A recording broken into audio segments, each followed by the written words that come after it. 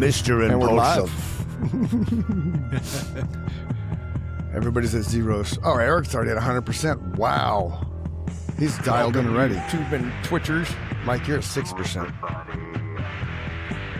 Eric's already ready for the entire show. Like, you're 100% uploaded, Eric. That's insane. What kind of internet do you have, man? The fiber? Fiber Good optics internet. from the god? Mine's touch and go, man. It's irritating. And I have Starlink.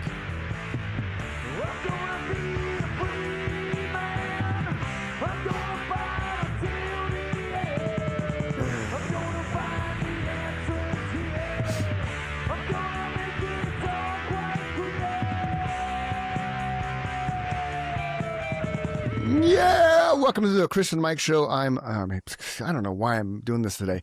He's Mike, I'm Chris. This show is being brought to you by Riverside FM, the one and only platform for all your podcasting needs. Remember, we are live on Twitch, on YouTube, and at chrisandmikeshow.com. You can join us, and all you 100 countries out there that are watching right now, hello. And Hello. we have a really cool human on the show. His name is Eric. He's called The Impulsive. The Impulsive or Mr. Impulsive? The Mr. Impulsive. The Mr. Impulsive. Okay, because the Mister's gone on your name down there, buddy. That's why I was like, I know. The Impulsive. It's the Mr. Impulsive. So I'm excited to have him on the show. Show is Mike. We started this whole podcast with the basis of it was recovery and music, and he just falls right into that wheelhouse. So we're going to let Eric kind of give us a little 30-second spill why he is here and what he's all about, and then we're going to hit the ground running. Welcome, Eric. Welcome. Well, thank you, Mike. Thank you, Chris. I'm here because I happened to do another podcast with you guys, and you had said something about suicide and substance abuse, and that's literally what I do for a living. I'm probably one of the largest mental health addiction advocates there is in the country. Nice. Millions of followers. I share a lot about addiction, about getting sober, and also about mental health. When it comes to suicide awareness, I lost a wife to suicide. I lost my dad to suicide. I've terrible. attempted suicide. Oh, I'm sorry. Oh, Well, thank you. I am a recovering cocaine and alcoholic addict, and I know what it's like to be at those dark pits and then kind of pull yourself out. And then even when you're sober, still try and kill yourself because your head's fucked up. Yep. Been there too, brother. Yeah, and when I started all this, it was I just wanted to be myself and real, and it was a sounding board for me. yeah. And literally, when I started all this, I got onto Twitter originally. I started a little nonprofit. I really wanted to help people. I've been sober for over a year. I just lost my dad. Really just fucked up in the head. Actually, no, about 6 months in, actually. It wasn't even a year. And I just needed some kind of sounding board. So I started this little nonprofit thing. Had no idea what I was really doing, but it was more for me. It was kind of like daily affirmations Cool. of talking to myself of like, it is hard to make it out of the front door. It's hard to take a shower some days. It's hard to just exist. And through time, it just kind of blew up and turned into what I do now for a living. And I get to travel all over the US and all over the world. I do a lot of speaking engagements. I just launched an app called Zobi that helps people realize what they're struggling with. So when they go to therapy, they don't feel like they're wasting $180. Nice. Spell that, Eric. ZOBI. ZOBI. Okay. Because one of my biggest problems was whenever I struggled in all my life, I'd go to therapy because I think therapy is really important. But I would spend 2 or 3 therapy appointments just trying to figure out what was wrong. Oh, And I was like, man, if I could speed up the process or find some way to speed up this process that can identify what's actually wrong. So when I go into therapy, I get stuff out of it yeah. and I can feel the progress quicker. And so I took all of what I've been through and put it into an app to help people. Very That's cool. really cool, man. Yeah. And then I work for an app called Sunflower Sober, which is one of the largest sobriety apps there is now. And it's about helping people, and that's the beautiful thing about it.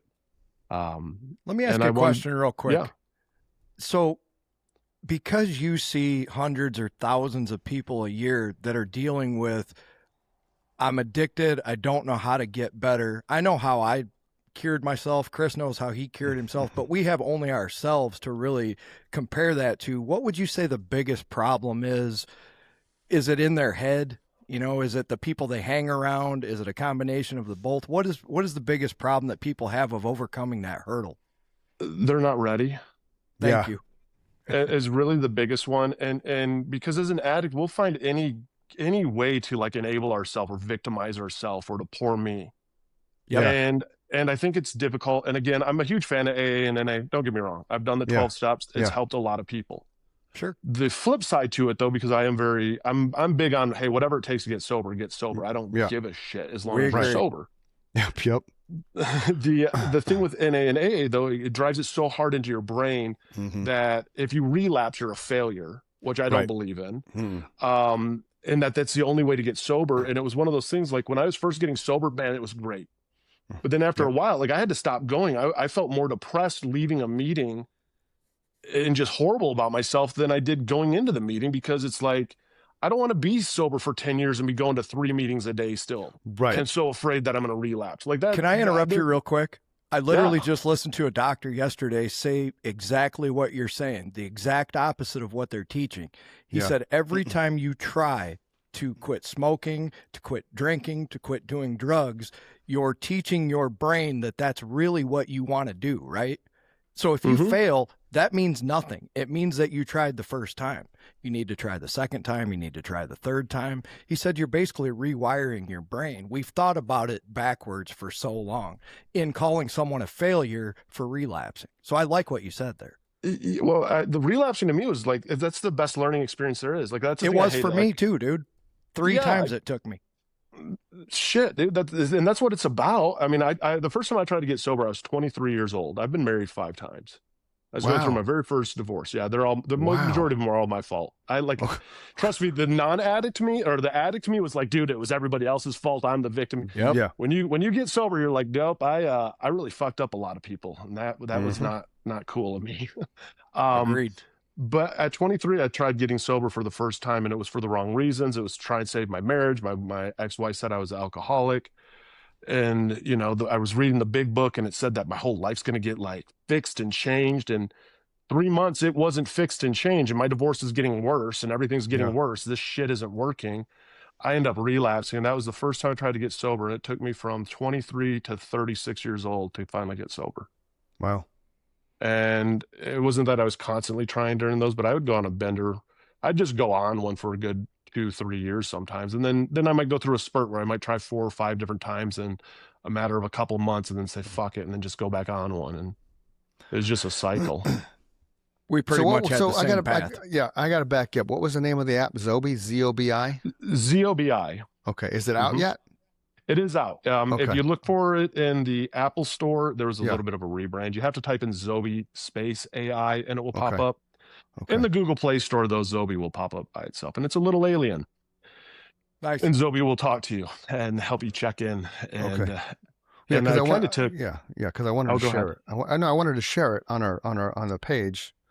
Oh, absolutely. I see it. Okay. Because I already put you up on our page that we're talking to you, and I put your website down, but I couldn't. I looked for Zobi and I couldn't find it. So sorry to interrupt.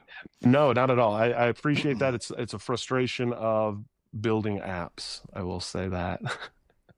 But no, it was kind of like I looked at my relapses as not as failures, and that's the thing I hated with AA and even NA. It's like, oh, throw away all your tokens, and you don't deserve all that. I'm like, dude. Just because you relapsed 2 years into your sobriety didn't mean you lost 2 fucking years of sobriety. Amen. You just learned that 2 years down the road, there is something that's going to come up that you weren't prepared for, that's going to hit different than anything else. And now this is the biggest learning experience. You didn't fucking die. Did you die? No. All right. That's all that fucking matters. You know, people don't realize that. I mean, most addicts, we will kill ourselves and we will OD on that relapse. We've been sober for 6 months. Yeah. And you go back 0 to 100, you have no tolerance. So you go right into an OD.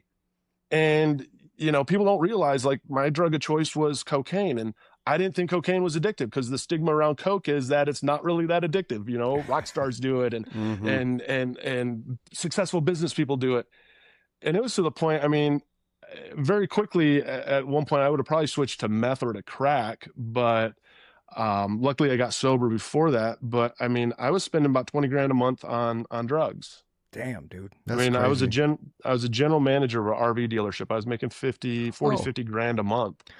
Well, And so I was making just going to say a lot of industries that you see a lot of cocaine use and it's meth is going to be car salesmen, you know, those type of high energy, constant Long foot hours. traffic. Right. Oh yeah. You know, not so much what I do. Rejection. I mean, I'm sure there's cocaine in real estate, but I've never come across it. A little more laid back business. I think it'd be more of uppers for cocaine because it's such a. Well, I don't know what I've never done cocaine, so I don't know. You gotta be mellow when selling a house, man. You can't be You all do. in somebody's You do. face. Yeah. Do you want to buy it or not? Absolutely. when the reason I left Century 21, true story, was they kept saying every time I left the house, okay, Chris, now you got to say, so Eric, what would it take to put you in this house today? And I'm like, that's not me, man. I'm out 6 months, I'm out. And then I discovered who I truly am, the real estate guy. And then it's, Love it. And then I just flew off from there because really that was the thing. Get your gold jacket, get the Cadillac. And what would it take to put you in this house today? No. I'm not saying that. Not happening. And that's exactly what I would say. I'm not saying that. And I've never said it. I've never said, except for examples of this shit. So, and now back to your point about AA, Eric, which is kind of unique with me, because being who I am, my first AA meeting, actually my second, because the first one was the people were way too older than me. So the second one I went to, I got a chip, and I didn't know about the chips. So to me, the chip was the driving force because I never wanted to give my chip back. Because after the meeting, I asked the guy, I said, what does this mean? He's like, well, that's you 24 hours sober, right? I was like, yeah. He's like, so you get one when you're 30 days. I said, well, what happens if I stumble between now and 30 days? Well, we have to give the chip back. So I didn't want to give the chip back. So this is my year. I love it. And it was a gift to my wife because we were still married. That was upside down. I had that upside down. There you are. But we've been married. We've been together 31 years. So she was obviously involved in my last year of being an alcoholic, which is probably the worst. I'm now 21 plus years sober. But so I made that the top of its promise, made promise kept, got the serenity prayer, and the year's worth of chips. So to me, that was my driving force because I didn't want to give a chip back because I'm so goal oriented. I had to have something, you know. I mean, I obviously I stopped for the right reasons, but then it's like, okay. But I echo your sentiment where probably the first year I would go, probably the first 3 months I went twice a week, and then it tapered back to once a week, right? And rounding out the first year is probably every other week from 6 month to 12 month, and then when I hit my 12 month, it was probably once a month, and I stayed that way for a while, and then I just reached that point where like, okay, I got this, and I was solid. I didn't really have a struggle year probably till I was 6-7 years into it. And then I had a struggle year about my 17th, 18th year, which were mind boggling because you think you're so far removed from it, right? Oh, yeah. But life and shit just comes in. And then we had a family member that went down a dark path with heroin and meth, so much so that we started a thing called Heroin Sucks, #SaveOurKids. So the intent there was we noticed a glitch. So you go to the detox, right? Which I'm sure you can relate to this, right? You go to that 24/7, 3-hour, whatever, 72-hour detox. Right. Then you move to a 30-day lockdown where you have at your disposal everybody. You can talk to anybody at any given time. You have all the support. You're in a controlled environment for 30 days, then you get out. Well, the person I'm referring to couldn't come back and live with us because they were doing heroin in the house. So every single time it was the group home / halfway house. So the glitch in the matrix is you get clean, you get 30 years of just unbelievable support and care and 30 love. 30 days. Right. 30 days. And then all of a sudden, years. I'm sorry. And then all of a sudden, fuck you, you're out on your own. That's the glitch. So we started noticing that. So the whole concept behind Heroin Sucks was to help other parents be able to afford to go into the better post-lockdown, 30-day lockdown facilities to be successul. It never launched. It never took off the way I hoped it did, unfortunately. But that's the biggest glitch I see in the recovery world is when you leave that. So with what you do and how long you've been doing it, do you see the same thing? Do you see an alternative way to make that more of a successful transition from those two steps to back out in the world? Yeah, I do. But the unfortunate thing is it legitimately takes the government. And we're in such a, unfortunately, if you look at our country versus every other country, if we had universal health care, it wouldn't be as much of an issue. Right. Unfortunately, we don't. I could go down that for days. Yeah. But so now you got a lot of people who, if your insurance doesn't cover a good rehab, you're fucked. Mm-hmm. And most people don't have the 30 grand out of pocket to go to a rehab. No, because they were drug addicts. Exactly. And then people are like, well, why is it 30 grand? Well, I've been to some of these rehabs. Mm-hmm. And for the psychiatrists, the psychologists that they have, there's one person per bed. Yeah. So you literally have one staff member per bed. Like you were saying, somebody's up 24/7. Yeah. Food available 24/7. Mm-hmm. Chefs, it's not this huge industry of making money. That's why they have body brokering. Body brokering was designed then to make money, because if you do it legit, it's not a huge profit center. Mm-hmm. And so people don't really realize that. And as addicts, like I could find, when I in the peak of my addiction, man, I'll find $200-$300 a day. That's no problem. Right. You get me sober, dude, I'm not giving anybody fucking $5. Fuck that. No. You know? Yeah. No, and we've talked about that on the show too. The drive that addicts have. Yep. Oh yeah. They're going to wake up with not a pot to piss in, but by the end of the day, they figure out a way to get enough cash to get high to ride out the rest of the evening. If you take that mindset and give it to a normal person who has no motivation, oh my God, this world will be so much more productive. Literally, some days that is my motivation, is remembering how hard I worked at not having to work and do drugs, right? Right. Right. I'm like, dude, you survived 3 solid years just checking out of society. You can get up and go to work and mow your lawn. That is attainable, right? Stop bitching and whining like a pussy. I never thought of it that way. That's brilliant. That's brilliant, Mike. I started thinking about that when you said that the first time on this show. I was like, you know what? He's right, man. We were motivated back then. Yeah. Oh yeah, man. You're gonna unfortunately get the wrong high. way. Yeah. Sorry to interrupt you, man. Yeah. No. But yeah.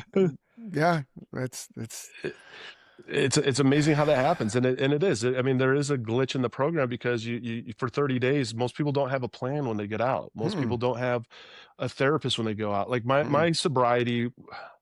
So I was an addict for a very long time. It turns out, I dealt with a lot of childhood trauma. And I think everybody pretty much deals with childhood trauma. I mean, my dad was looking back and learning all about it. I have a very anxious attachment style. I had a dad, really successful, wealthy doctor, super ice cold parent, and a very loving mom. So I have an ice cold parent and a loving parent. So at a very young age, it's fight or flight. You don't know if someone's going to love you or not. Yeah. And so that kind of builds your central nervous system growing up. I got diagnosed ADD at 13. Started drinking because I wanted to have friends at 14. It was kind of like, it was sociable. It was easy way to make friends. And you kind of had this fun little bond, and your kids, you're just fucking around, it's nothing serious. Yep. And then later as it goes, I mean, it just got worse and worse. And then through I tried and experimented with a bunch of drugs all through high school, and then even cocaine, and it never really did much for me until I was going through my first divorce. And then I went, did coke again, hadn't done it in years. And it just hit different, man. It was fucking everything I needed it to be for about 15 minutes.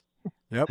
And eventually it kind of took everything from me. But, at the peak of it, I was doing 1 to 2 8 balls of coke a day, drinking 2 to 3 fifths of vodka a day. And I just wanted to die. If fentanyl would have been around, I would have just fennied myself out, and I would have killed myself. Like I've thought about that too, Eric. Oh yeah, dude. My whole intention for like the last 2 years of my addiction wasn't to get high. It was I have to do enough drugs that I will die. Yep. Yeah. See, interesting. The family member that I referred to at the end of their cycle, journey, whatever, it wasn't necessarily the heroin itself. It was piercing the vein to know if you're gonna live or die from just the vein being pierced. So they were no longer chasing the high. Mm-hmm. The adrenaline rush was just that, and then if they were going to still be around in 5 minutes, which I thought that's just fucked up. But that's the mindset, right? When you're that far down that rabbit hole, all you see is like television. I said, I think it was the last episode, and I think you'll agree with this, Eric, because you sound like you lived the same path. We started out doing drugs, and we ended up drugs did us. Yeah. Right. I had the same mindset you did in the end. I was so tired and sore, and I had no hope left, was the worst, So I was like you, man. I'm like, how much can I do until I die? Yeah. And then I was depressed that didn't work, so now that's a whole nother depression. I'm like, I'm a failure at even killing myself because I'm too chicken to put a gun in my mouth, or I'm too chicken to take poison or whatever. I can't hang myself. So I'm going to try to do it the chicken's way out and just do enough drugs. Right. And even that didn't work. Oh no, it doesn't, and it's amazing where getting a bag was depressing because as soon as I got a bag, I was going to do it, and then I'd have to start the cycle all over. So it's depressing. The whole chase was gone, and so it was always a what could I do to even more dopamine, more of a chase, and so it'd start with just alcohol, then it turned to Coke, and then it would be like, okay, who can I fuck? And now I'm popping like 300-400 milligrams of Viagra. I'm surprised I don't have fucking heart attacks. I'm fucking the receptionist at work. My ex-wife works there. I'm fucking her best friend up. I'm fucking her cousin. I'm fucking everybody. Wow. On massive amount of Coke, massive amount of fucking Viagra, drunk as fuck. Literally don't know what day it is. I'm just propping myself up and going to work. And all I know is that I'm starting to shake and I need to get alcohol back in my system. It's amazing you're still alive. I think the same thing almost every day. Now, how long did you keep that job as an RV guy? I was general manager for years and years. At that dealership in particular, I kept it for 2 months. Okay. 2.5 months. I could see that. And the whole reason I got fired wasn't because of any of the drugs or any of that. It was that I was fucking the receptionist and they were afraid they were going to get sued. So I had to tell my ex-wife that I got fired because of drinking. Because that was an easy one too. I couldn't tell her, well, I'm sorry, I'm fucking the 19-year-old receptionist. Yeah. And so that's how I actually ended up getting fired from that job. So it was one of those things. Did they have any idea you were just none? Okay. Redlining every day. Yeah, dude. People thought I was messed up on the days I wasn't high. Oh. Because you're irritable, you're just dick, and you're just bad, man. And people be like, "What's wrong with you?" But man, days you're high, that's normal now. All of a sudden. That's a good point, man. And you recognize it when you're the addict. You don't have your fix or whatever, and you're a son of a bitch, and people are like, "What's wrong with you?" But they would never ask you that any other day. That should be a red flag that you have a problem. Exactly. But and it should be, but at the times you're just like, oh, you almost normalize it. It's almost like medication for you. It's what makes me feel normal. I always describe it as it's like Groundhog Day. You think that you're doing something that's, flashy and I'm living on the edge and I'm on the dark side of life. And when you look back on it, do you not see we were living the same day every day, right? There was no excitement in life because like you just described, it was going to get the fix, doing it, and then wondering where the next one's coming from. I think Chris told the story for one of the guests, it became going to do it, like the drive there was the excitement. And then there was almost a depression after you got it. Yeah, no. And it was just, like everyone thinks it's a party. And it's so funny because, I'll do a lot of live streams and stuff like that. I do a ton when it comes to social media, and people will always be like, do you miss it and stuff? I'm like, what of it is there to miss? Yeah. Like, you obviously don't know what addiction's like, and thank God.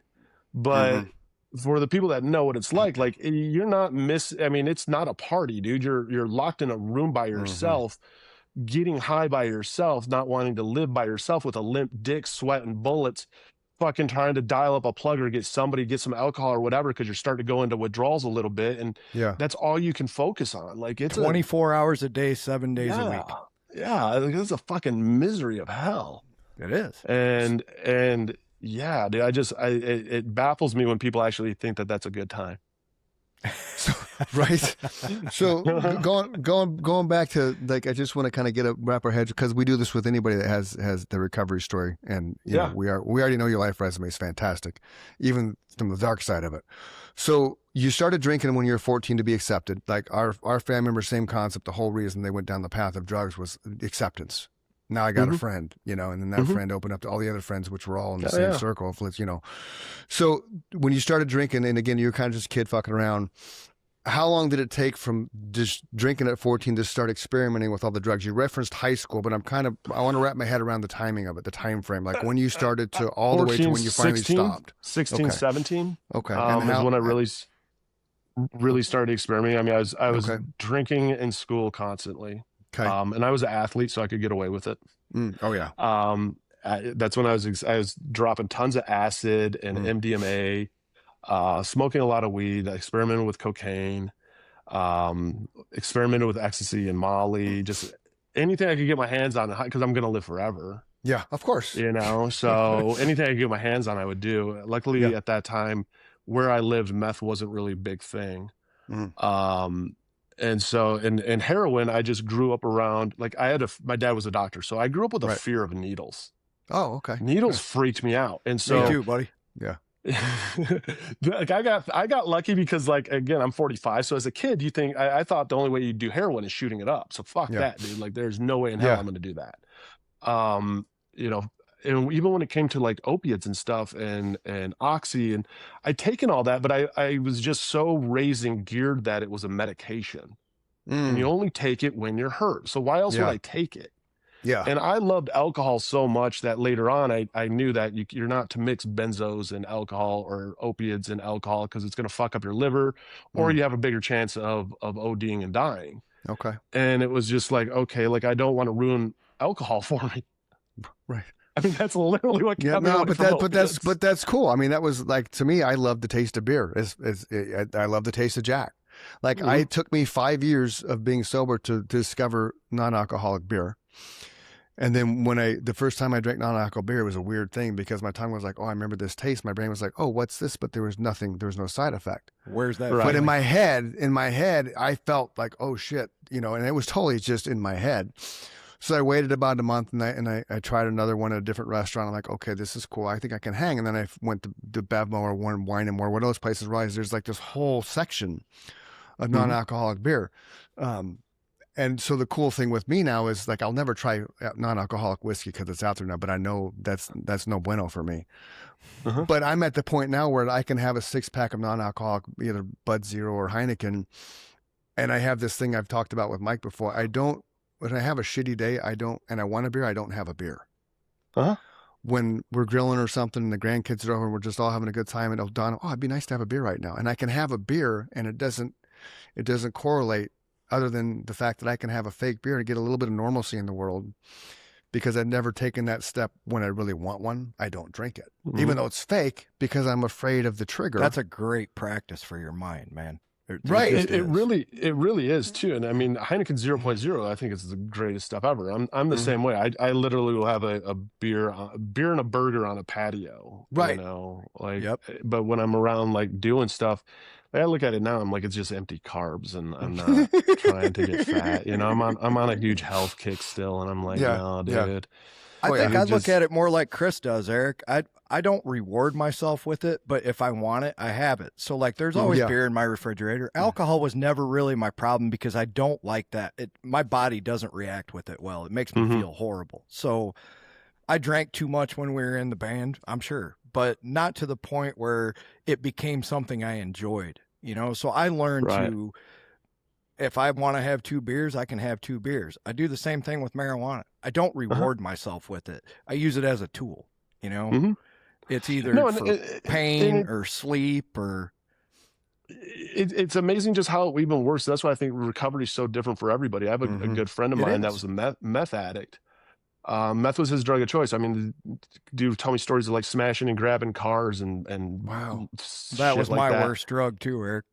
Yeah, it's a gnarly drug. And the funny thing is for a long time he was, like, super sober and, like, and it got to the point, like, every now and then he would go out and he'd have a cocktail, and he's like, I'd be like, oh, aren't you worried about your sobriety? He's like, it's just weird. Like, he's like, I just kind of wanted one, so I got one, and I don't really care to have another one. Yep.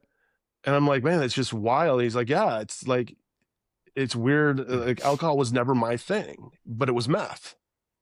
That was mine for sure.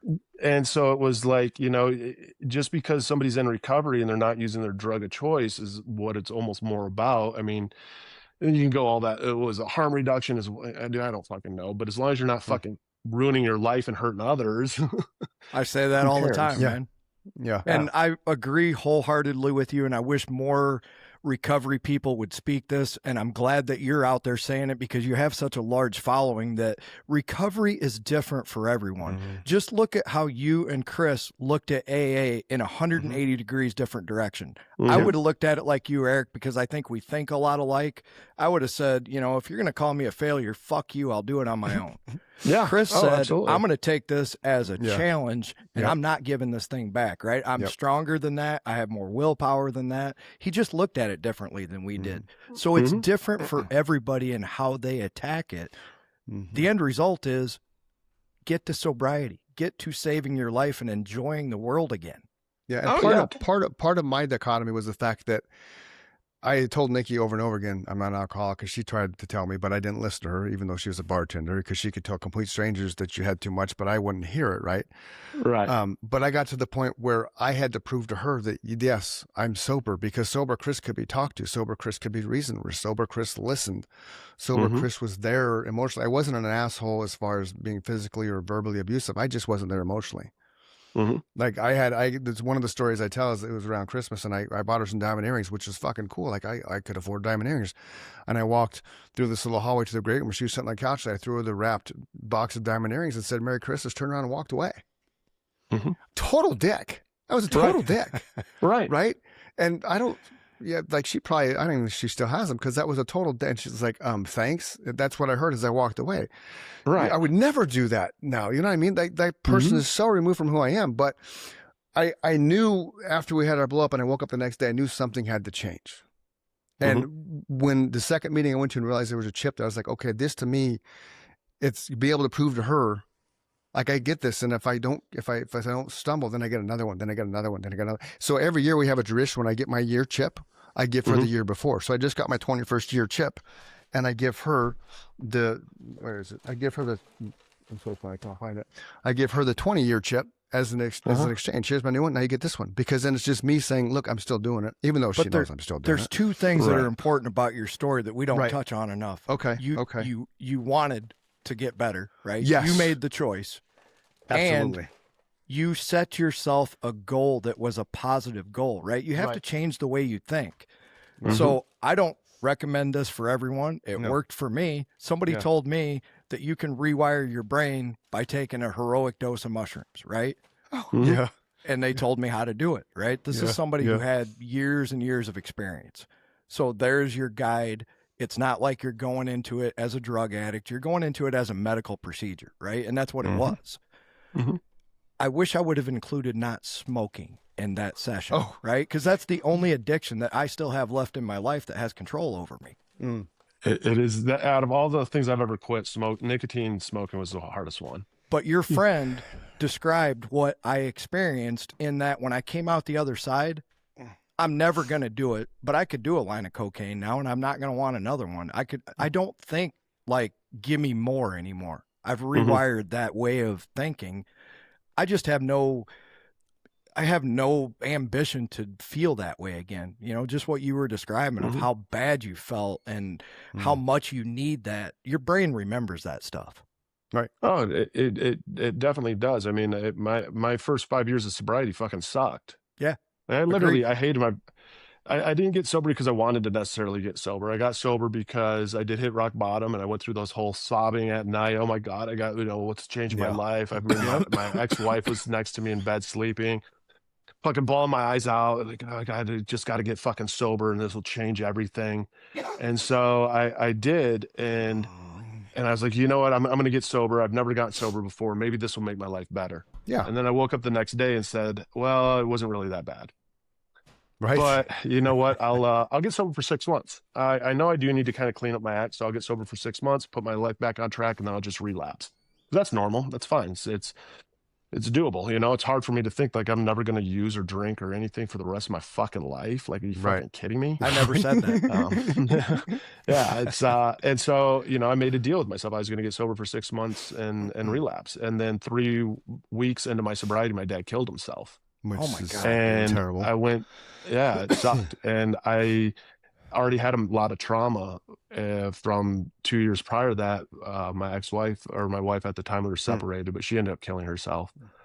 And so within 2 years that happened? Yeah. So I was an addict. I was married to her. Her name was Brandy. Brandy and I she was awesome. She was definitely a love of my life too. But we were both raging addicts. I mean, raging addicts. And it got to the point that I was like, dude, like, we can't be together or we're going to die. And one of us needs to get help. I was a massive enabler too. I would quit for her essentially, but then she'd be like, well, I want alcohol or what. Okay, so now we're going to just get fucked up together or whatever. Right. And so we separated. I took her back to Arizona where she lived in Yuma actually with her mom. And so I was like, you got to get help. I got to get help. I of course didn't get sober. She didn't get sober. She ends up taking her life. That we're separated at the time. I filed for divorce, but I hadn't went any further than that. Because in the back of my head, I was like, man, maybe we can both get sober and like work this out. But I ended up going out there because they found her body in the hotel room. She died by asphyxiation. She had a bunch of Xanax in her system and alcohol, and she put a plastic bag over her head. It took her 3 attempts. And that's why I will always use the word committed suicide. Yeah. I use the word committed suicide because people are like, oh, don't use committed suicide. It sounds like a crime and all this. I'm like, dude, the definition of committed is dedicated to the cause. Yep. Yeah. And my wife was dedicated to the cause, and they knew it took her 3 attempts because even the cops, when somebody leaves you a suicide letter and the cops are there first, you don't get that letter. They might be nice, and thankfully the cops were cool with us. They'll make you copies of it, but they're not going to give it to you. Like that's a crime scene. How come? Crime scene. It's evidence. Okay. They do an autopsy and everything just to make sure. Well, yeah, I knew that part. And so, but everything there is like, you don't get any of it. And so, I did get some of the stuff eventually. But, and I got her suicide letters, but they're like, yeah, they found 2 ripped bags in the trash where she'd put it over and she'd rip it open, gasping for air. And finally they figured, there's a gallon thing of vodka. And she had a ton of Xanax in her system. They're like, at a certain point, you're just so numb that you're just going to pass out and die from asphyxiation. And so that sent me kind of over the edge because like, I just went numb. Like I didn't know how to address any of this or any of it. So I just kind of ignored it because that's what we as guys do. Like, what the fuck? Right. Bury it. Yeah, I did. And so I just buried it in alcohol and even more drugs. And that's what really sent me to that peak of where I started really drinking 2-3 fifths of vodka a day. I mean, I drank to get fucked up. I drank for percentages. I didn't drink for taste. I drank 99 banana shooters in the morning. And I buy a case of them. They were 10. And I bought them because I wasn't an alcoholic. They're just little shooters. Even though 10 of them is equal to a fifth. But they're just little shooters. I'm not anything I could to justify I wasn't. I buy 8 balls of Coke. I wouldn't buy anything more than that, even though dealers had a lot more than that, because if I buy an 8 ball of Coke, I'm not an addict. It's just an 8 ball of Coke. This is my sickness in my head with it. But yeah, I went fucking ape shit for like 2 years. And then I was 3 weeks sober. Separated from my ex-wife at the time, just fucking life falling apart, trying to rebuild it. I got fired from my job. I ended up getting another job as a general manager at RV dealership, like 2 weeks sober. And then my dad ended up killing himself, and he sliced his wrist, his neck, and he put the knife in his chest. Bought a paring knife at Walmart. What bled out the in his car. shit, dude? Now, Super did he leave a successful. note? Nope. Oh no, he was an angry human being. I love my dad. My dad and I had a really good relationship actually at the end. I'm very, again, one of those things that, I talked to him 2 days before that. He's laughing on the phone with me. And Can I ask you a question? Because I'm just out of curiosity. Why do you think he was that way? Because obviously you were his son. You had all your life to study him up until that point. I'm always curious why someone's that way. Especially doctors, because doctors actually have a huge high rate of suicide, believe it or not. I can see that. Okay. And why they do is because they don't identify as anything else but that. And my dad didn't. My dad wasn't my dad. He was Dr. Zink. My dad was Dr. Zink. It wasn't dad. It wasn't grandpa. It wasn't, he had some hobbies and stuff like that, but his whole self-worth was around him being a doctor. And now he's getting to the age of retirement. What do you do? There's now? nothing like, what do you do now? You know what I mean? And he didn't, he was fighting it and stuff. And I think he just kind of saw that as the only really way out. And no substance abuse at all? Just no, I mean, he drank, but even to the point where I wouldn't say he was an alcoholic. Okay. He was more into he would drag race Top Fuel Harley Davidsons. I mean, he had a motorcycle collection like no other. He would get into all these like hobbies, like gun ho, but just kind of out of the blue. And it was like, holy shit. What kind of doctor? So he's a doctor of osteopathy, DO, family practitioner. Okay. I was gonna think of it was one of those Dr. God moments where you're a brain surgeon, a heart surgeon, where you completely you have the life of somebody in your hands. I mean, I could see how that from a psychic standpoint would just completely just there's that movie with Alec Baldwin and he's like that famous line, you ask me if I have a God complex. No, I am God. Right, exactly. Because he was this massive surgeon. So that's why I asked that, because I was like, okay, what kind of doctor? Because I was thinking maybe that had something to do with his path down. But I mean, if it was just a general practitioner, you'd think you think he'd be that guy. Hey, Dr. Zink. Hey, Dr. Zink. I mean, I had the same doctor from the time I moved to Arizona until I was, I don't know, 25 years old. Well, I never thought about the just identifying with that. I didn't either. But That's that totally makes sense, man. Because you're worried. You see 100 patients a week or whatever, and you're worried about 20 of them because they're seriously ill, right? So it would be hard to take that hat off when you go home and say, okay, now I'm Eric's dad, right? I can't, you can't forget about those people. Right. And you did, and that's where my dad, he was a really cold dad, especially like growing up. Like, he didn't know how to be a dad. My grandfather on that side was a really successful minister for a Protestant church. So, I mean, it was like, or pastor, excuse me.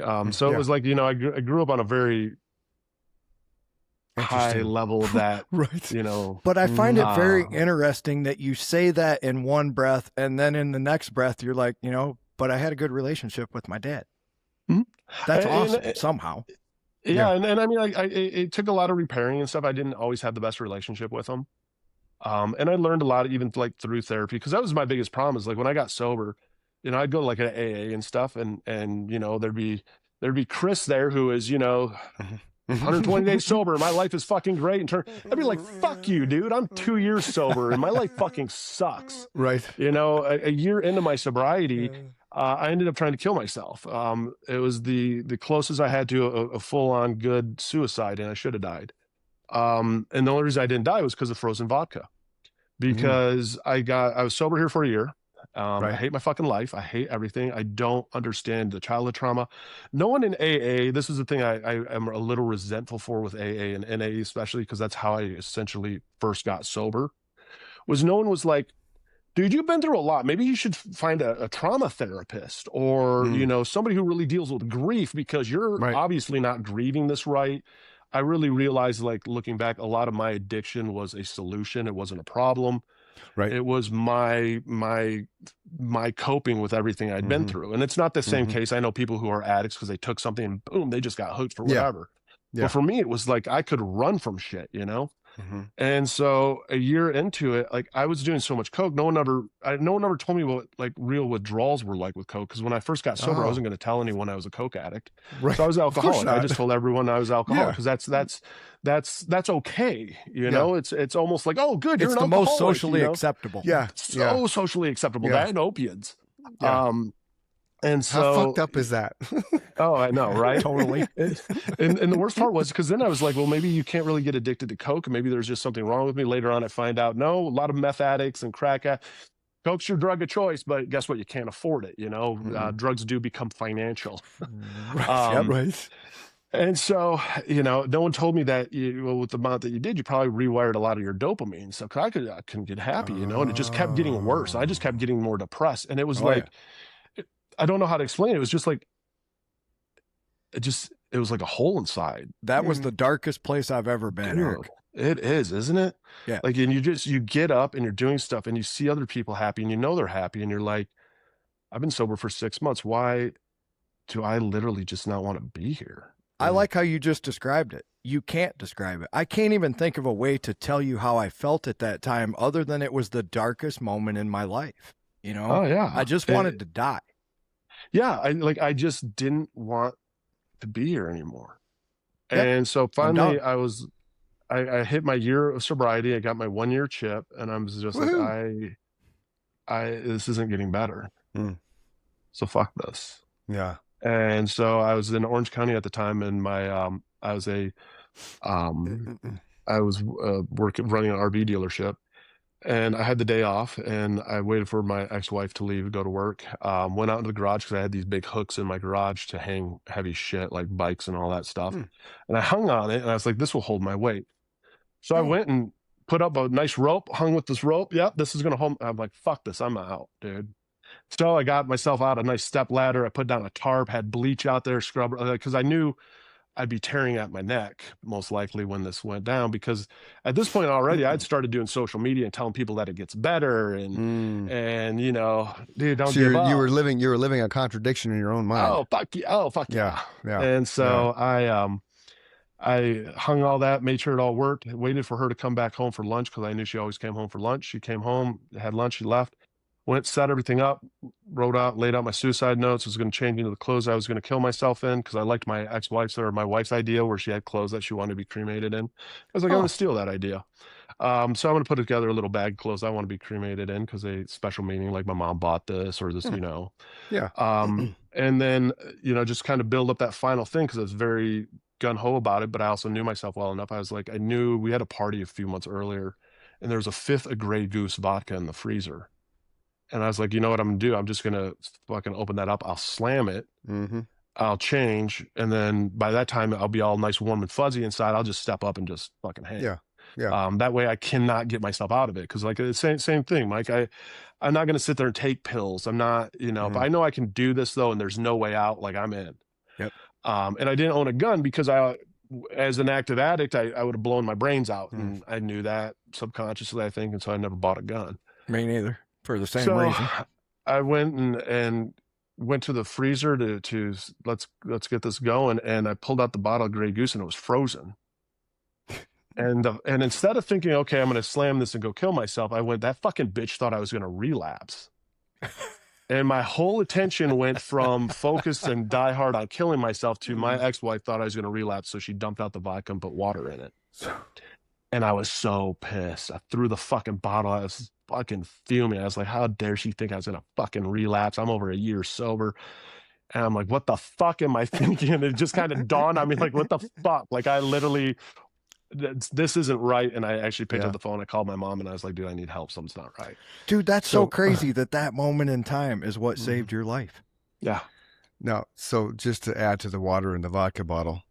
So in my height of drinking, Eric, I would come home about 3 PM because I was real estate. I had a bottle of Jack in a brown bag behind the bag of ice in the outside freezer. Okay. So I'd hit the bottle of Jack, bottle shot, right? Take some beers from the downstairs fridge. I had a fridge in my office. By the time I'm sitting down at my desk, I had got those 3 beers and a shot. So there'd be moments in time where Nikki was working 2 different bartending jobs. And so she was gone 7 days a week usually. So I'd run out of Jack. So we had all these different bottles of stuff. We had this Sky vodka in the outside freezer that was citrus flavored. It was fantastic. It is. So I would hit those and then realize, oh shit, I drank that much. So I'd fill that much back up with water. So anytime she opened the freezer, she would still think it was full. So we had a party, right? Yeah. All the vodka and stuff's out on the counter and everybody's like, why is that frozen? And then that's kind of when they realized that I was filling it with water. Because in my head, it's not going to freeze. There's alcohol in there, man. Right. Oh, that is epic. I'm just keeping the level right. You do. You got to mark it and know where it is. Yep. So, by that time I was at the party, it probably had this much vodka and this much water. That's hilarious. I later learned I later learned she had spies at Walgreens because one of the places she bartended was Applebee's, and and I could get there without driving on major streets, and I was never so hammered I couldn't drive. So I would grab my son at the time, and we'd go up to Walgreens, and I'd grab an 18-pack of beer, a bottle of Jack, and he'd get some little kid toy, and then Nick could come over on break from Applebee's because they'd all hang out on breaks. Like, your husband was here. Oh yeah, he was with your son. Oh yeah, what was he doing? 18-pack of Bud Light and a bottle of Jack, and then his son, whatever toy it was. Right. She's like, yeah. So I thought I was being clever hiding that shit, but she knew all the time because they all knew each other. So every time she knew what was in the brown paper bag and behind the ice bag in the freezer, and she didn't know I was tapping the vodka till after the fact, So, oh, that's epic. The things that we do, right? But, and it's the stuff that we do as an addict. I mean, just looking back at the shit that I would do, just, you're like, fuck, did I really have to get that messed up that bad? Let me ask you this, Eric. With all that Uh-huh. said, and everybody now knows that the three of us completely fucked our lives up at one point at an epic level. Cheers. Uh-huh. So to Orange drag juice. this back to your app, Uh-huh. what do you use with all that knowledge that we just described to speed up the process when someone goes into therapy? Because that's one road I never went down, because I always thought there's nothing you can tell me that I don't already know, right? Yeah. I know I'm an Right. addict. I know I'm going to die if I keep living this way. I pride on myself on being above average intelligence, right? Mm-hmm. For the people who can't get there in their mind, how do you speed that process up for them? I'm So curious. it's almost for those people of above average intelligence in a sense, because I was Yeah. the same way. We So think my we're biggest smart, problem we're not. was, we think we're so smart that we're smarter than everybody else, and we're smarter than ourselves. And so one of the things that I didn't realize was my biggest challenge getting sober was like, why was I using? Like I had said, that, addiction to me was a solution. It wasn't necessarily the problem. Which I like that. I like And- that definition too. of it, because I think that there's so many of us that are addicts that it's a solution to something. Where and Yeah. like you said, some people just pop a pill and that's it. They're addicted with no intention. But childhood trauma. So there was reasons that we were drinking or doing drugs that we didn't realize why we were drinking or doing drugs, Mhm. and why we had certain triggers, and why certain things made us feel bad, why certain things made us feel awkward. And it's Yeah. because we buried all that shit. No, exactly. And so I wanted to come up with something that would help people, and how I got help even. And so I created this Zobi, and the reason I made it fun and interesting is because, let's face it, more women are going to download this app than men ever will. And it does use AI, and it's important to know that you're not talking essentially to a human being. And as much as some people hate AI, there's pros and cons to it. But the one thing I like about it is, especially when you first get sober and you have a sponsor, you lie to your fucking sponsor. You lie to your family. Even when Absolutely. you're sober, Sure. you don't know how to tell the truth. So at least when you're talking to something that's AI, you don't have to lie to it. Does that make sense? So at least Yep. you can be honest Yeah, with absolutely. something out there. Yep. And so there's a chat feature like with Zobi where you can chat and just talk because there's times whenever I Yeah. needed to vent or Mhm. just talk, everyone wanted to give me solutions. Okay, Everybody can you see that I have it up? Yeah. Yeah. Okay, Yep. so this face of it has hi Eric, daily check-in. So Mhm. there's your daily check-in. So one part is you check in daily with it. Okay. Just where's your mood at? How connected do you feel? And you can write down however you feel. And that's the journal Because- part? It's part of that's just the daily check-in. Okay. Because the thing that people don't realize is, like, even with journaling and stuff like this, Mhm. I found a very good therapist who finally helped me understand this. But Okay. how journaling works and checking in works is, in the moment is how we really feel, and we forget Mhm. about it. And Okay. you'll never see progress. Just like weightlifting, you'll never really see the muscle build. You have to go back and look at the pictures Right. or look at the weight increase. And that's what Mhm. journaling does, and what checking in does is you can see the patterns Cool. of constant improving. And then whatever we're venting about, like, therapy sucked, because if I went to therapy and I was having a bad day, Mhm. therapy was a bitch session. If I went to therapy and I Right. was having a good day, I don't need therapy because I'm doing Right. fucking great. I've healed Yep. myself. Agreed. Amen. And so Zobi has a chat feature, so you can chat with Zobi, you can daily check in, and then you can journal. And Okay. for me, I journal a lot, and my journal is bits and pieces and notes. Something comes in my brain. I'm like, dude, I should really look this up. And so I'll like state it to myself. Sometimes it's like cliff notes. Mhm. Sometimes it's an epiphany I have. Okay. And that's what my journaling is. And the journaling will summarize, like if I talk to the journal, it will summarize what this whole talk was about. Oh. And I can go back to it at any time. And then there's a little thing called Headspace, and I can go to that and it will show me what my progress has been. And I Okay. can click on the Headspace and it will tell me what I'm struggling with. Because everything I'm journaling, everything I'm talking to the little Right. AI about, everything I'm checking in about, you don't realize the patterns Right. of what we're constantly talking about. That the answer's there in front of us. That's why we go to therapy, essentially, to Sure. try and find what our essential challenge is. Mhm. So this does it for you. So you go into therapy, you just hit the little headshot and you're like, oh, I'm really struggling with stress of money, and I'm not being honest with my wife about Right. spending money here. And I don't know how to approach her on, doing a better budget. Right. And this thing will map it all out for you. And then you can go into therapy even and say, hey, this is where a lot of it's coming from. Help hold me accountable. And I can get right to what the problem in the issue is. Does that Yeah. make sense? Yeah, Yeah, because it's brilliant, the one I man. have up right now, I think, is that chat. Like, hey, Yep. I could really use some advice. I've been struggling immensely with work and feeling too burned out. And then Zoe responds, that burned out feeling is brutal. Like you're running on empty, but you can't stop the engine. what's hitting you hardest right now, the workload itself, or feeling like you can't catch a break. So it's interpreting it, because it's like you said, it's AI, but it's taken your question, your comment, and it's getting you to start talking, right? To start having a dialogue with someone and helping you formulate in your mind what's Right. really wrong. Yeah. Right. Yeah, instead Helping of just you being get the pissed answer. off or just struggling. And that was the whole thing about it was, you know, people will be like, well, it's AI, it's not really talking to a human being. Yeah, because human beings just try and solve the fucking problem right away. Yeah. You Yeah. know what I mean? Agreed. They Yeah. want to have the answer. Yep. Yeah, and so I have to even watch it with my friends, because they'll start talking to me. I'm like, do you want me to listen, or do you want me to listen to respond? Like, I need Yeah. to know, Yeah. because otherwise I'm going to be trying to solve this for you, which is never going to work. Right. So at least with that, it starts diving you in and catching on these patterns of what you start really talking about, to going, hey, okay, let's identify what your true struggles are and Right. a game plan of how to actually approach all this. Well, and the nice thing about that, because from what I'm getting from the app is that you're feeding it the information, and then it's responding how it responds. It's helping you formulate your own response and your own path to whatever solution it is. So from that aspect, it's much harder to rebel against your own idea that you come up with, even though Zoe's helping you get there. I did this thing years ago called Wake Up Warrior, where one of the things we learned was the stack. So you have a problem and you look at it from 4 different ways, and as you fill out the stack and you're asking the questions, then you come to the solution that is going to work, that you want, and then a solution that's, well, it's not going to work on the solution that they want, and the solution that's going to be best.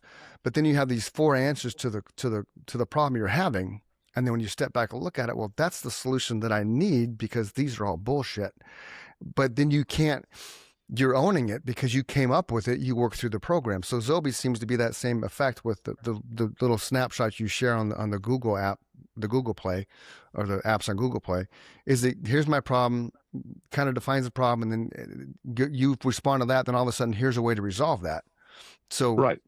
Like I said, it's harder to rebel against your own conclusion to a solution, to a problem, than it is for somebody saying, well, Eric, you got to go do this. You know, you got to go say 5 Hail Marys and spend a half an hour in silence with the baby Jesus in order to absolve the sin that you committed by not going to church for the last 3 Sundays. Well, yeah, because you can right? tell that No, person to go exactly. fuck themselves. It's hard to tell Right. yourself to go Yes. fuck yourself. It's like, Yes. wait a minute, I came, oh shit. Well, how many times has somebody went went up to you and go, dude, you should go to therapy? And you're like, fuck you. And then there's A these times million? where you're like, oh shit, I should go to therapy.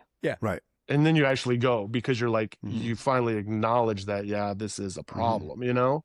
Because that was my biggest thing of getting sober. Like, I didn't understand why I'm 5 years sober.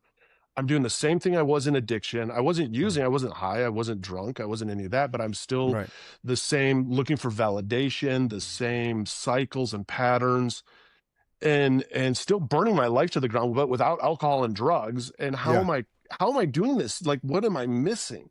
Yeah. You know, and that was the thing, is it wasn't until I've literally got my 5th token, my 5-year token.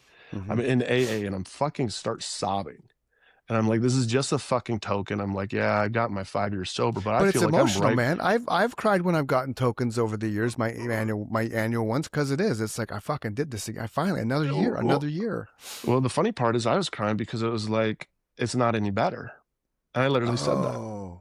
I'm like, I'm 5 years sober and this isn't any better. That's where I was. I don't know what the fuck this 5 years is supposed to even have taught me or show me. Wow. That's where I was at same about the 3-year mark, Eric.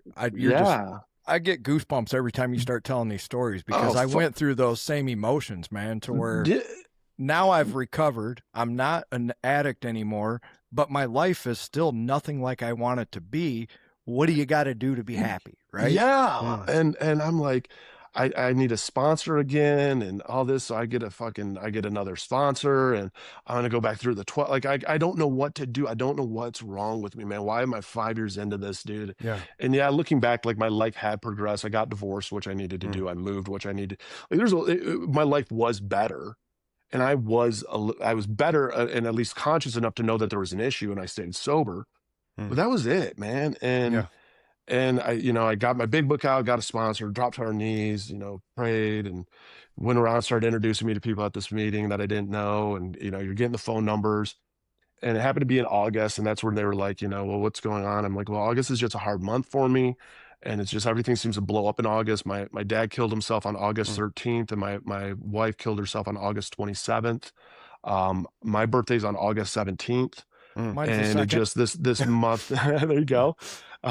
This month really just kind of fucks me up and stuff. And everyone's like, dude, you're not addressing this very well. Like, have you ever been to like trauma therapy? Like, have you ever? And I'm like, no. Like, what do you mean? What do you mean I'm not addressing? Because people used to be like, dude, I'm so sorry. I'd be like, oh, don't even. It's okay. Don't worry about it. It's not your place to be sorry. Right. And people would be like, what the fuck are you talking about, dude? Like, you just went through some shit.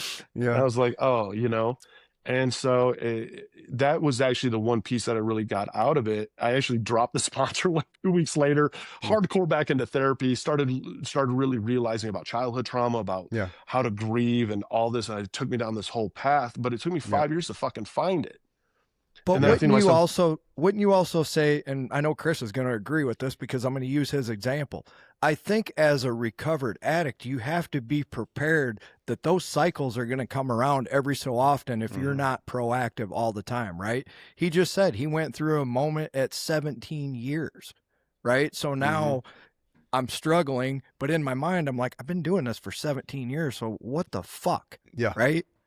Yep. I've been through that part too, where right before we started doing this podcast, my life wasn't going into a tailspin, but it was very mundane. I was not happy again, right? I'm just regurgitating the same day every day. What's missing? And one day I woke up and there was a text from him with a bunch of lyrics asking me to write some music. And I started thinking, that's it. I have no creativity in my life. I'm working a factory job. Unbeknownst to me, Eric. Unbeknownst to me. That's how it always works. Yeah. So I was going through some problems where I couldn't play the way I wanted to. And I was like, I'm not sure how long it's going to be this way. I've always wanted to do a podcast, man. And he said, well, I know what they are. I've never really listened to them, but yeah, cool. Sounds fun. Here we are 200 and some episodes later. Yeah, I figured it was no different than when I was on radio. I'm like, it's just the difference is it's filmed. I love these deep, esoteric, problem-solving conversations. I always have. I'm not someone who sits and judges people. If I appear that I'm judging you, I'm studying you to figure out how you got to where you're at in life, right? That fascinates me with every human being. Yeah. If you have an interesting story like yours, Chris and I are just fascinated with how did Eric become Eric now? Yeah. So I got that you really started heavily drinking because we've gone over a place, which is great, which is why we do this conversationally, not interviews, because interviews are boring as fuck.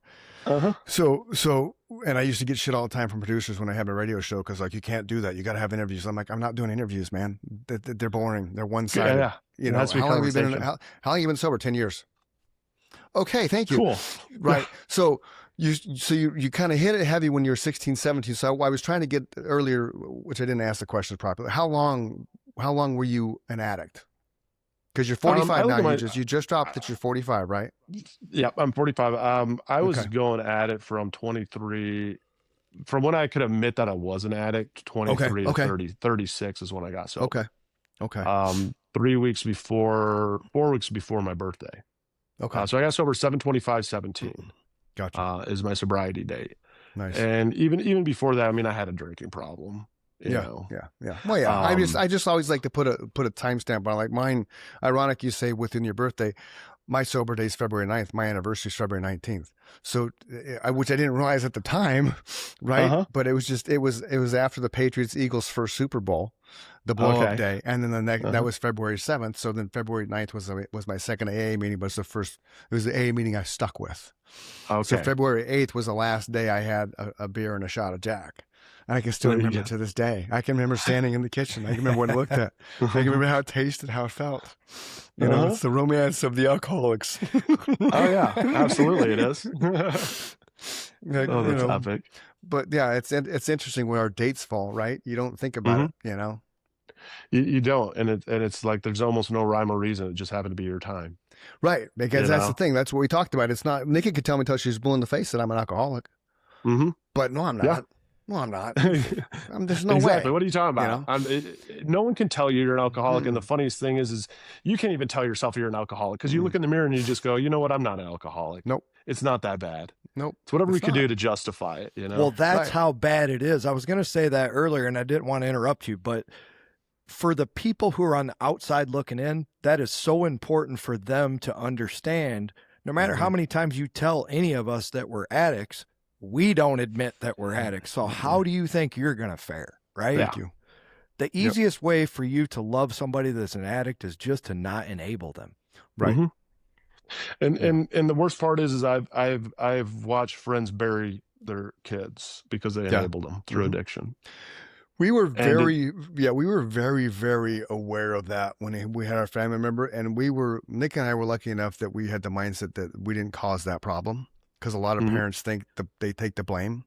Like, we didn't make this person make those decisions. But at the same time, we knew there was a bit of enabling done on our part. But then we reached out to everybody within our circle, like, hey, if this person reaches out, do not give them money. Don't be the reason they don't wake up tomorrow. Like, if that's, you don't want that. If it's because of Nikki and I, that's one thing. That's our child, right? But you don't want to be the person that causes that. But we never looked at it like a lot of parents did, because we would go to all the things. Once they were in the 24/7, detox, we would go to that thing. Once they're in a 30-day lockdown, we would go to all those things. So we were always involved, all the family steps, everything, right? And that's how we knew there's a glitch in the matrix. But we never, a lot of the parents that we were around would carry the burden that they're the blame. They're the reason why. They're the reason why. We're like, we weren't the reason why. We were that family that had dinner 5 nights a week together. We were that family that we checked the cell phones. We were that family. How was your day? Good. No. That's not an answer. How was your day? What did you do? We were that when heroin was all of a sudden relevant for $20 in the Basha school district, it's like, what the fuck? Oh yeah. So then, like you, I blasted this video out live, Facebook Live. Last time I stumbled across like 67,000 views of just saying, you got $20, you can get high. Like, this is real. To the point I'd have people randomly that didn't know me come up to me and thank you for your video. You made me have a conversation with my son. And that's what the voice is all about. When you are recovering, you have to find a way to share this story, because it's been taboo for too long not to talk about it. You have to talk about it. That's so important too. And you have to be real about it. That was the hardest thing. And that's the thing, like, I go very real about it. That's kind of how my social media even blew up, is I didn't hold back on what the reality was. And I brought in a lot of trolls and people, oh God, it sounds like a party or whatever, but it brought in a lot of people who are like, fuck, dude, that's my life. And it blows my mind. I used to take offense to it, but I've been to a lot of rehabs, and pretty much any rehab I go to, someone will walk up to me and go, dude, I know who you are. And I used to get high to your videos. Oh, wow. And at first I took it by a lot of offense, and they're like, no, like I would watch your videos for like a good solid year, dude. And I would just keep watching them, and I would know that if you could get sober, I could. And what would that be awesome. like, and it really changed my mentality all of a sudden of like, so they were using it as inspiration. And it was never this catalyst to get high. It was this, you're high, you're fucked up, you're scrolling through social media, your algorithm happens to fall upon that, and whose face would fall, my face would eventually fall upon it, and people go down these rabbit holes. And it was like, dude, like, the shit that you're talking about is like me and my addiction. Like, fuck. And I don't want to do this anymore. And so I want to share one of your videos, because I always wondered this. So you're going to answer my own question, because I've always wondered this, and you'll see it when I share it, what I'm sharing, because legit, I've always wondered why this is what it is. Cocaine users will rub cocaine on their gums. A lot of times when it comes to cocaine use, you'll see somebody wipe up cocaine, the little leftovers, and they'll rub it on their gum. The reason that somebody will do it will show you actually how addicted truly somebody is to cocaine, because that's true cocaine addiction there, that it becomes second nature. I mean, comment your experience down below. It almost becomes second nature that if you see white powder anywhere, you wipe it up and you just gum it. And the reason that an addict will do that is because it's enough left over that you're not going to be able to snort it, but rubbing it on your gum, it is going to absorb into your system. You are going to get a cocaine high off of that. Oops, I didn't mean to do that. Oh, yeah. Why cocaine users will rub cocaine on their gums. No, you're fine. And you'll see somebody wipe up cocaine, the little leftovers, and they'll rub it on their gum. The reason that somebody will do it will show you actually how addicted truly somebody is to cocaine, because that's true cocaine addiction there, that it becomes second nature. I mean, comment your experience down below. It almost becomes second nature that if you see white powder anywhere, you wipe it up and you just gum it. And the reason that an addict will do that is because it's enough left over that you're not going to be able to snort it, but rubbing it on your gum, it is going to absorb into your system. You are going to get a cocaine high off of that. Now, it's not going to be nearly as intense of a cocaine high as you're getting from snorting, but it is one of these reflexes of just constantly chasing a high. I will say it is like the tall tale sign of cocaine addiction, of whoever ends up gumming cocaine itself. And again, I do share for educational purposes only. Cocaine is one of those substances that it can absorb through your skin. Very rarely will it But when it does come to your mouth, when it comes to your nose, it absorbs in through the mucous membrane. And so it absorbs in right into your bloodstream. It has about a 50 to 60% absorption rate this way. And it does hit your system pretty hard and pretty strong. And again, I do share for educational purposes only, because when it comes to getting sober, you have to find what works for you. Whether it's going to inpatient treatment or outpatient treatment, download Sunflower Sober. It's linked in the bio. Find a therapist, a doctor, a psychiatrist, get on the right meds. Go to an AA meeting, an NA meeting, an Al-Anon meeting, go to all the meetings and then some, but don't give up. For the one fighting through every single day, don't give up. It does get better and you are worth it. So what was the name of that app? Sunflower Sober. Sunflower Sober. Okay. Mm-hmm. And that's going to help, from what I got off that's going to help people find. That's with addiction. So Okay. it's taken an AI base and used it as your sponsor. There are therapists involved in it. We just got the ability to prescribe naltrexone, I believe it is, for drinking. So there is an online actually pharmacy now. It's the Sunflower sunflowersober.com. Mm-hmm. Okay. Yeah. Or it's Sunflower Sober is the app. Okay. And yeah, it's a phenomenal app. I mean, there's a whole community section in there. It's essentially, I mean, it started off as kind of a daily tracker that every day you were sober, you grew a sunflower. Okay. Kind of off the same premise of chips. That is cool. Okay. And so your sponsor his name is Sam. He's a bee. Sunflower, they got a bee. Yeah. There you go. But then it all went to, a lot more in depth than that too. Yeah. We have therapists involved with the app now that, because again, like it's hard to get therapy. It's hard to get group. Mm-hmm. Where do you find this at? So we have licensed therapists actually that you can do free groups with, Nice. And it was just, it's just about, trying to throw out as many tools as you can, because let's face it, everyone's like, well, what's the best way to go to rehab? Find the best rehab out there and go to it. That's my best solution, but no one's going to do that. Are both these apps free, Eric? Zobi is $5.99 a month. It gives you a 3 free day trial. Sunflower Sober right now, because it's a big venture capitalists are involved with it, they're able to offer it for free right now. Cool. Okay. So the reason I bring that up is, like we discussed earlier, that is people's first reaction is you need to go to rehab, and not everybody in their position can afford to do that. And that's going to be a stumbling block for them. If they can go to this app and get started with the retraining their brain, and it doesn't cost them anything, now they really have no excuse. Right. Well, even Zobi, if it's $6 a month, okay, $6 way a month cheaper versus than therapy. $4,000. Because and why I wanted to play that, because I had seen this before, but I wanted to get the app right. So when I decided in that 17th year, I needed to go talk to someone, I needed to purge some shit. It was hard to find a therapist who was readily available. Yes. Because they're all backlogged. So then I didn't end up going back then. So I ended up going about 4 years ago. And then I learned the EMDR therapy to kind of help me with some of my childhood traumas, which game changing. Like game changing, because I didn't understand, and you understand this, and Mike sure understands that the trauma, the way you grew up, the trauma associated, how you had the ice cold and the loving mother, you had that ADD because you didn't know how to react to certain situations. So then it became part of your physicality, right? Mm-hmm. And the trauma that you store, it becomes part of who you are, the physical reactions and stuff and different things in your life. So when I faced a few of those things head on and then was able to have the outcome that I wanted in that EMDR thing, I don't even think about it anymore. And when I do think about it, it's a fading glimpse. It's like, oh yeah, that, but it's not associated with all the pain, all the emotions and all the turmoil and stuff that was there. It's just, oh yeah, that, which exactly is brilliant. So how many sessions of that did you go to? Probably 5 or 6.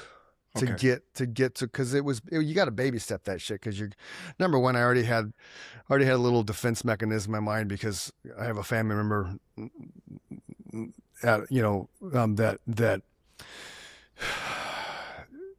I don't know how much of what they believe is real or not from our childhood, but talking to them, like, we had all these things happen, and I remember some of them, but not to the extent that they do, even though they're 2 years older. But it doesn't jive with what I think is real in reality. I think some therapists, because they have to find an answer to and a solution to your problem, they're making mountains out of molehills. Whereas this one, I clearly picked her for certain things, taglines, and then when she did what she did, we baby stepped it. I have this spot in my brain that is my safe spot that I go to, and I put things away and lock in. There was a safe place when I was growing up, and so being able to navigate that and navigate through those traumas really helped me be happier as a human. And I didn't realize how much of that was bogging me down because it was buried.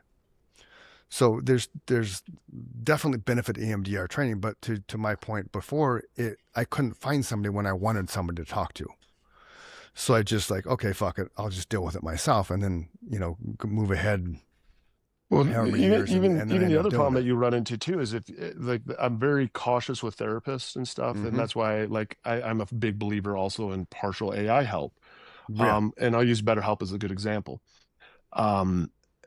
This is a huge company, tons of therapists. They filter people through left and right. And the wrong therapist who does not understand addiction can fuck an addict for life. Thank you. The worst thing I've ever heard is when there's a therapist out there and they look at somebody and they're like, "Oh, you're not an addict. You just can't control it." And it's really this kind of problem. Dude, if you would have told me that in my active addiction, I'd been like, okay, you just enabled me to use for the rest of my fucking life. Yeah. Yep. You know what I mean? It's true though. And it is. And there's unfortunately therapists out there who don't know about addiction. I mean, even when you look at doctors and nurses, there's no training on addiction. I mean, that's why, you go in and if you tell somebody you're on Suboxone, you're literally telling them you're on Suboxone because you're trying to protect your sobriety. And they look at you as you're a fucking junkie now. You're here to get high. Fuck you, because the only training they have is they may have went to an NA meeting or an AA meeting, and that's it. There's no actual training on addiction itself when you're getting a doctorate or your nursing degree. Well, and then you're only practicing medicine, so you're not, and I don't say that lightly because I mean Mike and I've talked about it before. You're practicing medicine. You're not an expert. You don't know what's going on in my body because you're not inside my body. I don't know what's going on inside my body. That's why I'm here to talk to you, the practicing doctor. So you're going to practice your methods on me that some, pharmacy sales rep or, those big corporate pharmaceutical companies, right? Oh, if you use this drug, it's going to have this benefit. So now I'm the guinea pig, right? And then you go from there and how you feeling? Well, yeah, if you listen to the commercials we have a really good friend, Dave Newton, who wrote a song called The Lord of the Devil. And one of the opening lyrics is everybody wants you to take something. There's a pill for everything, right? Everyone needs some pill to swallow. Right. Everyone needs some pill to swallow. Right. And so when you watch TV and you see the commercials about these drugs, man, listen to all the side effects. It's 20 seconds about the benefits, 90 seconds about the side effects, and almost all of them are suicidal, depression, death. If you are bleeding out of your eyes and feel like killing yourself, please contact your doctor immediately. I'm like, yeah, give me some of that. I want to get on that to feel better, right? Exactly. How do people not think that way? That tells me how asleep the human population has been for so long, when Chris and I can notice that and you can notice it right away. And, there's a lot of people who do notice it, but the majority of the people must be like, wow, most of that sounded good, so I'm going to go talk to my doctor about it, right? I'm hyper aware of the end of it where it says I'm already depressed and now I might feel like killing myself if I take this drug. That doesn't sound good to me. And the shocking part of that is they actually had people do trials. Yeah. And so those results are real. So people actually died taking the medication that you're not going to subscribe to. They knew they were bleeding out of their anus and their eyes and their ears. And like Chris said, people did commit suicide because they wouldn't say it if it didn't happen. And they're required by law to say it. So that poses the question, how does the FDA approve that shit? Hey, by the way, how are we in New Zealand the only two countries on earth that allow that bullshit to happen? Right. It's crazy. So kudos for you for having that app, Sunflower app, because that's cool. And Zobi too. I mean, $6 a month, people. If you're struggling, I'm gonna start throwing that into our closing thing because that's cool. I think that's a great option for people that can't find help. Hit me up afterwards. I'll shoot you an email with my cell phone number. Text me and see if we can't come up with something. Yeah, because it is something I'm starting to share more about just because I'm pleased with how it works. And I'm pleased now with the results of it, if that makes sense. Yeah, I love both those ideas, man. It's taken a process.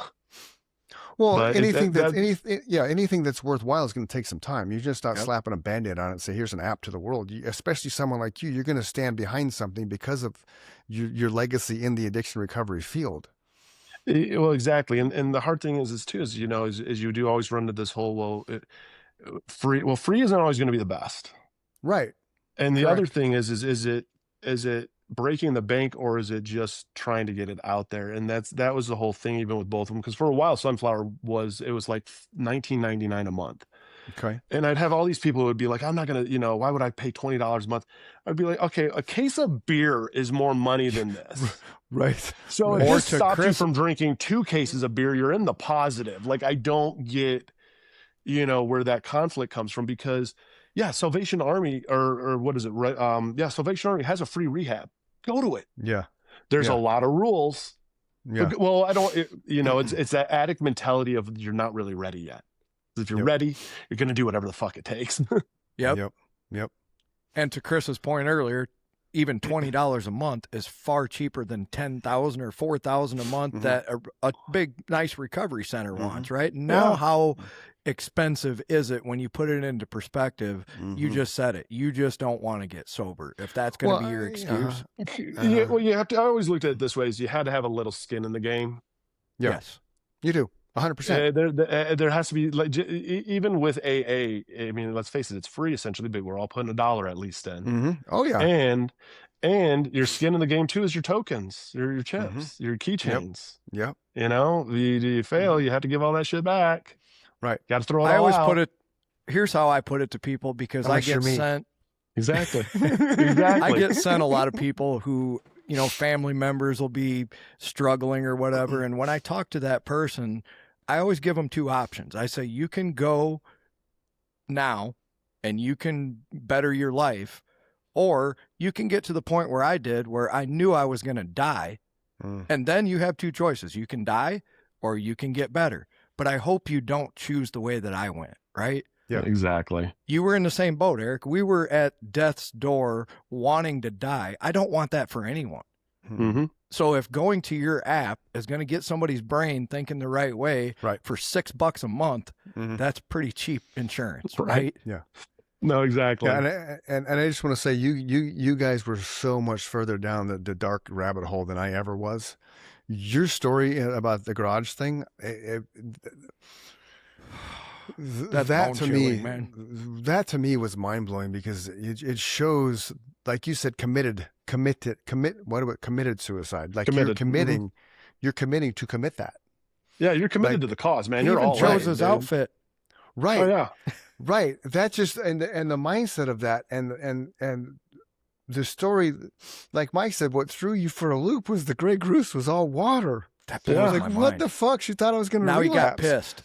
Right. He went from being at his darkest moment to now I'm fucking pissed. And see what that tells you, that's the emotion, that's the fire. You had to change that negative energy into something else that was just as negative, but it pissed you off to the point that it completely stopped that, because we don't know if it would have worked. I mean, to this day.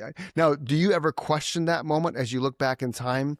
Like, had you actually done that, would it have worked? Okay. Oh yeah.